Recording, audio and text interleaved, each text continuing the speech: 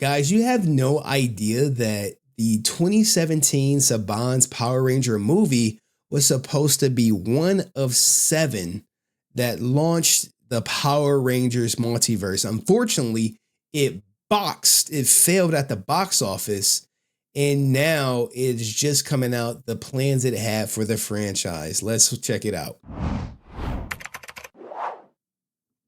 Why it never got. 2017's Power Rangers was a film that had a lot of hype leading up to its release, but once it came out, it was quickly forgotten by a majority of moviegoers. Although it may have its fans and staunch supporters, it certainly didn't kickstart the franchise that the filmmakers and studios hoped it would, and we never got to see the sequel that was teased at the end of the film. So today, I want to take a look at the history of this film, discover why it never got a follow-up, and offer some of my personal thoughts on the movie. Guys, this movie was dog shit. If I recall correctly, I don't even think they morphed into like the end of the movie.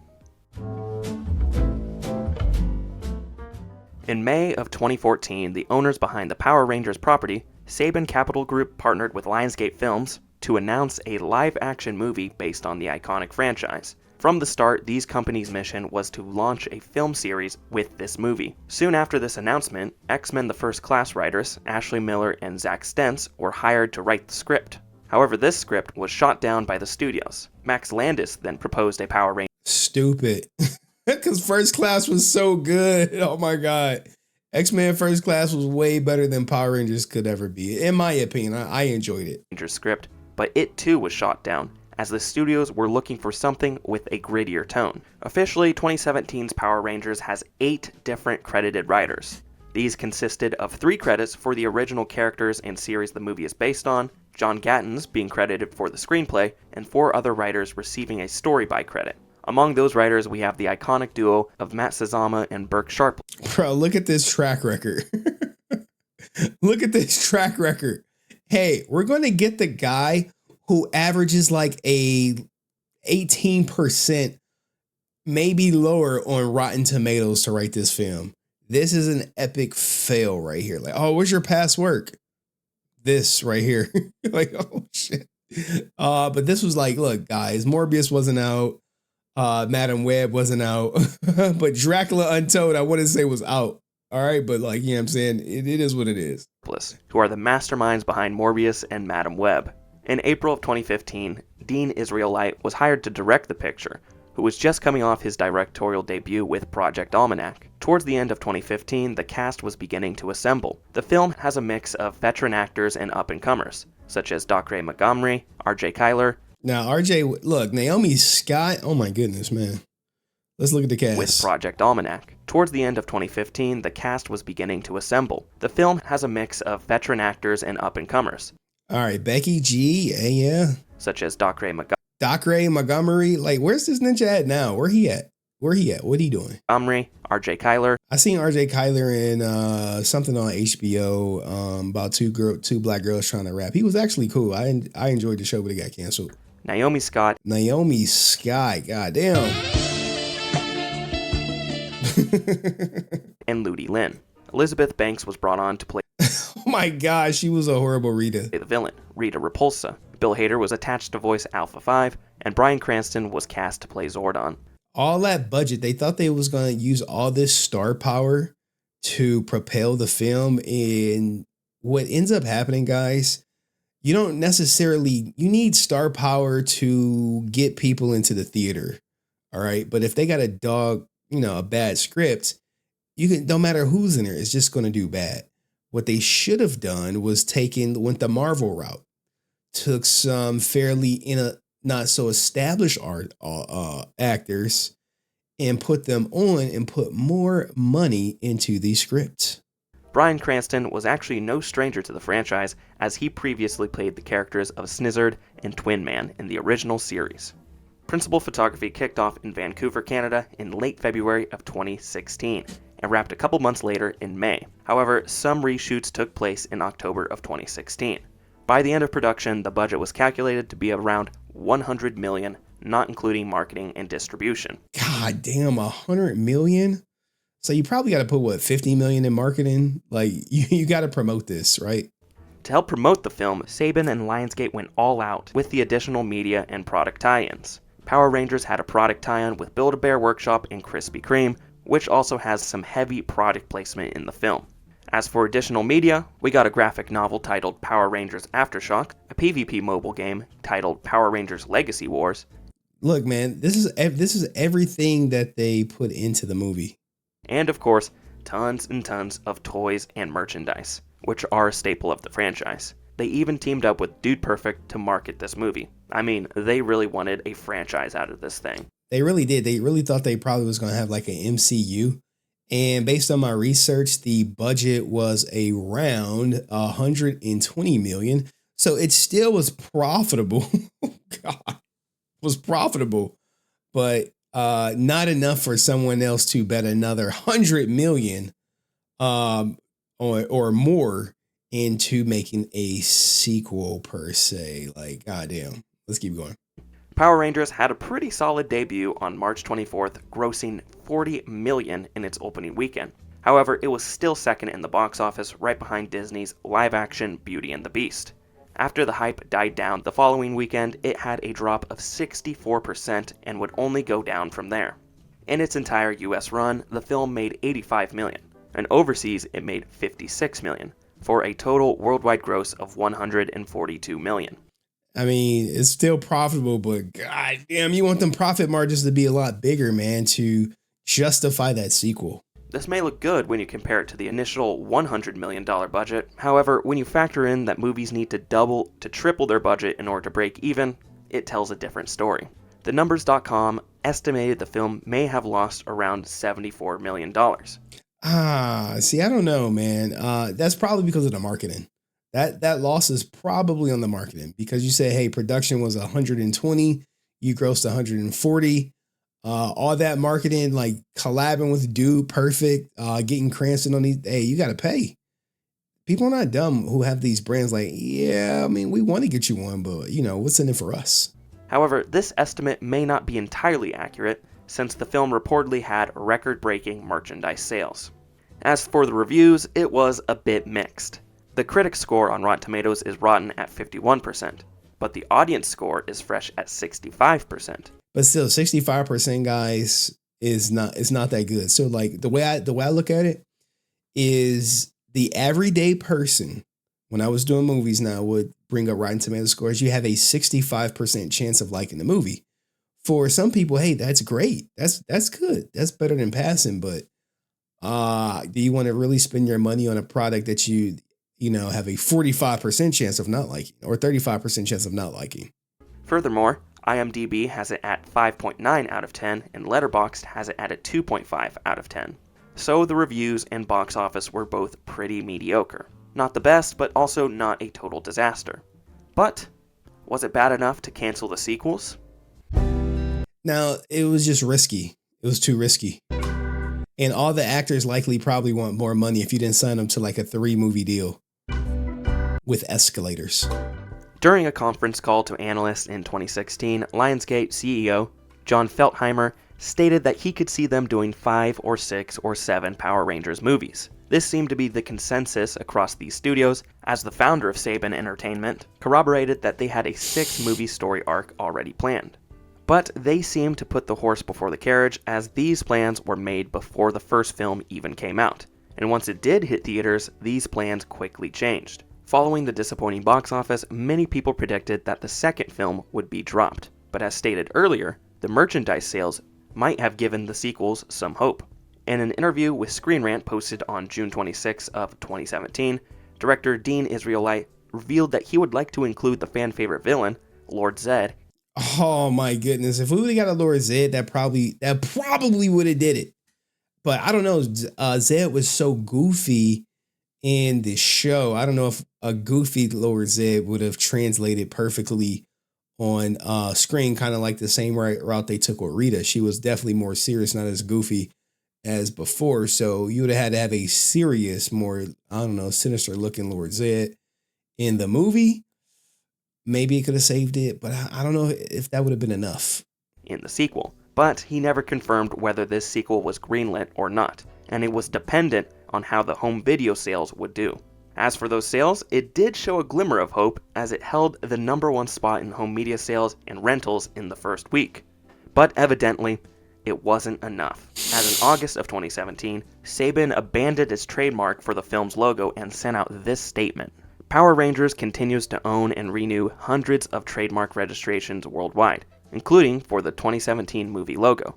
The trademark registration process is very nuanced, and the status of the single application has no bearing on our ownership or the future plans for Power Rangers, as the story inaccurately reported. The franchise remains as strong and enthusiastic about its future as ever. Stop the cap. I mean, you have to say that when you own a brand. It's funny that they added that last sentence because just a couple months later, in the beginning of 2018, Saban Brands sold Power Rangers and their other entertainment assets to Hasbro for $500 million. So 1 year after Power Rangers flopped. So you know why he said that, right? Like, oh man, yeah, man, the brand is so strong because he was in the process of selling it. You don't make a sale of that size in 1 month. That's not like you know what I'm going to do? Oh, I'm going to sell my franchise, or the people buying it. Oh, I'm going to buy it. No. It don't work like that. You've been talking for a while about buying it, and the movie was probably just successful enough I believe, didn't he sell it to Disney to make them feel comfortable? Flopped in theaters. The rights were Saban Brands sold Power Rangers and their other entertainment assets to Hasbro for $500 million. So 1 year after Power Rangers flopped in theaters, the rights were now in the hands of Hasbro. And in August of 2018, Hasbro announced they were working on a sequel to the 2017 film. We got more news in 2019 when there were rumors that Hasbro was working with Paramount Pictures on the sequel. However, Hasbro changed their mind, because later in the year, these sequel talks turned into reboot talks instead. The reboot would have Jonathan Entwistle at the helm, with a script written by Patrick Burley. The story was said to involve a time travel element that brings the kids to the 1990s, and, Back to the Future fashion, they have to find a way to get back to their present. That could have been dope. I ain't gonna front, that could have been dope. With all the 90s nostalgia, most of the fans were like, oh, I grew up in the 90s. That could have been dope, but I don't know if that would have been enough. You know, because it's not just us guys. It's not just the millenniums, the people born between 1980 to 1990 that, that's going to propel this movie forward. You need something that appeals to all demographics. So when you do a movie that's centered in the 90s, it's like, I don't know. However, this version was think about this, right? There are some people who don't even know what a VHS is or a cassette player. Hell, there are people who don't even know what CDs or Walkmans are, let alone like a tube TV. My daughter will never know what a tube TV is unless she look it up. Was dropped as well. And in 2020, Brian Edward Hill was brought in to write a Answer 06, that you, bruh? That's your cousin? New script. But these plans were also scrapped. And the last news we have on a new Power Rangers project were from June of this year, when Hasbro announced that they were looking to move forward with the project alongside a different creative partner. So as of this video, a new Power Rangers movie is in limbo, and there's no telling where the franchise might go. However, after the success of Barbie, I feel like Hasbro has the confidence to do whatever they want with this property. It got to be a reboot. It got to be a reboot. It can't be a sequel. It has to be a 100% reboot. Now, how you want to reboot it? I don't know, man. I don't know. Do you want like a Zordon feature reboot? Do you want to, go back to the beginning with like Rita? I do not know. Do you want to use teenagers? I don't know. Do you want to use people in college?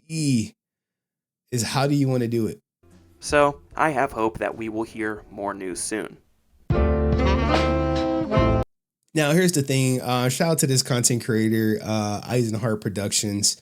The movie's failure ultimately had a bigger effect, okay?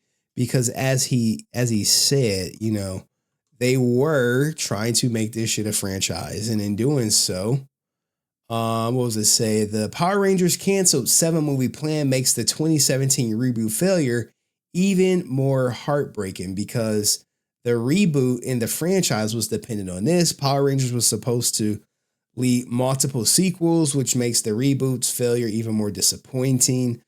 Power Rangers has a complicated history with theatrical movies. The franchise's first attempt to turn TV phenomenon into box office success was in 1995, with, the one we already love, Mighty Morphin Power Rangers. The movie, while the 1995 Power Rangers movie has since become a classic thanks to TV reruns and VHS, it didn't do exceptionally well when it came out. I mean, it was profitable, but like the guy explained in the movie in this video, you want to see like a 3 to 4 time return, a 2 to 3 time return on the investment, and that one did not hit the mark as well. 2 years later, Power Rangers got a second film. This time it was much smaller budget with more limited resources. Interestingly, 1997's Turbo Power Rangers movie is the only canon film in the franchise and works as episode 0 of Power Rangers Turbo. It took 20 years for Power Rangers to get another movie with Power Rangers 2017, promising a darker, more mature on the world of Mighty Morphin, which it was. More serious for sure, which, I could appreciate that. With a great cast of up-and-coming actors and a lot of fresh ideas, Power Rangers 2017, potential to kickstart the franchise that could have reimagined the Zordon era into a series of movies. Sadly, Power Rangers cinematic universe never came to be. Sucks, but it's true. Power Rangers was supposed to be the start of a new franchise, which it was, but it's just kind of hard though. It wasn't successful enough. In a conference call, this guy is basically rehashing the movie. Lionsgate CEO. Is this article based on my guy's video? That's dope if it is. That's dope if it is. Where's his credit though? Where's his credit for putting this together and them making an article about it? In a conference call ahead of the movie's release, Lionsgate CEO John said the studio was really, really excited about Power Rangers, that they could end up doing 5 or 6 or 7 movies. While not much was ever discussed about what the Power Rangers sequels were going to look like, the studio clearly believed in the IP potential and saw the 2017 reboot as the start of a franchise. Unfortunately, it bombed at the box office, which we all knew. And this new series based on Mighty Morphin was dead before it started. God damn, man. Could y'all imagine a Power Rangers universe? What would that look like? You know what I'm saying? Like, what would Ivan Ooze be in it? It is what it is. Made on a $100 million budget, Power Rangers only grossed 142 at the worldwide box office, considering the movie usually needed to gross. I think they copied this guy's video. Screen Rant, check in. Who wrote this article? 2.5 times their production budget to break even. It's unclear whether the 2017 Power Rangers reboot even turned a profit. I think they got this guy's video. The Power Rangers brand was sold to Hasbro. Look, I think they stole this video, man. I think they did. Power Rangers would have to make a plan for the great cinematic universe. And the only reason I'm saying that is because, if you go to this article, this came out 3 days ago. The video we just watched came out a month ago. Literally a month ago. So that's very coincidental that their article reads very eerily similar to the movie we watched or the video we just watched. But, anywho, the Power Rangers flopping at the box office is even more disappointing. Considering the cinematic universe was based on those characters, it would have been. I know it would have been dope. While Power Rangers TV show was primarily aimed at children, the franchise established an impressive lore over 30 years, consisting of countless heroes, villains, locations, and more. Power Rangers could have made for a very fun movie franchise, even if it was based on Mighty Morphin only. I think it could have been. I think it would have been dope if it would have succeeded. Could you imagine Power Rangers being up there with the MCU or the DCEU, something like that? That shit would have been dope as hell. But here we are. Here we are. Power Rangers sequel looked like based on the show. This would have been the sequel? Like a Green with Evil? Oh my God, that would have been dope as fuck. Oh no. No. No. God damn it. We were this close. We were this close to getting Green with Evil on the goddamn big screen, man. Oh. Yeah, after credit was Tommy's jacket in detention. Like, oh, shout out to my man Dust dropping 5 memberships, man. I appreciate you, man. I hope you're feeling well. I got money. I was talking to him like over the weekend, like, hey, Ninja, you alive? So we were potentially going to get a sequel with Green with Evil. Damn. And if we would have only made it, it would have been dope. It would have been dope. While the 7 series movies saga never happened, it's fun to imagine, as they say. Shout out to my man Dust. Drop his membership if you got his emoji if you got a membership. It's fun to imagine what it would have looked like. Power Rangers planned sequels could have either stretched the Mighty Morphin story into 7 movies, similar to what the comics done, or moved into other eras. Shows as Zeo and Turbo, assuming they would have wanted to stay with the Mighty Morphin as long as possible. Man, and you know what the crazy thing would have happened? Let's keep going. Assuming they would have wanted to stay with the Mighty Morphin, the sequels would have likely reinvented arcs such as Green with Evil, the Mutiny, while also telling new stories within the sandbox. Yeah, this is something original. What would have ultimately happened is we would have had a new Green Ranger. Because I don't think they would have casted Jason as clearly they was like, look, we're not doing this. But more importantly, on top of the new Green Ranger, we would have had a more mature show in Power Rangers. So that's what we missed out on. All right. Damn. We was this close. We was one Recon away from having a Power Rangers franchise. But what do you think about it? Let me know in the comments section. What you think the sequel would have looked like. And I'll see you next video. Peace.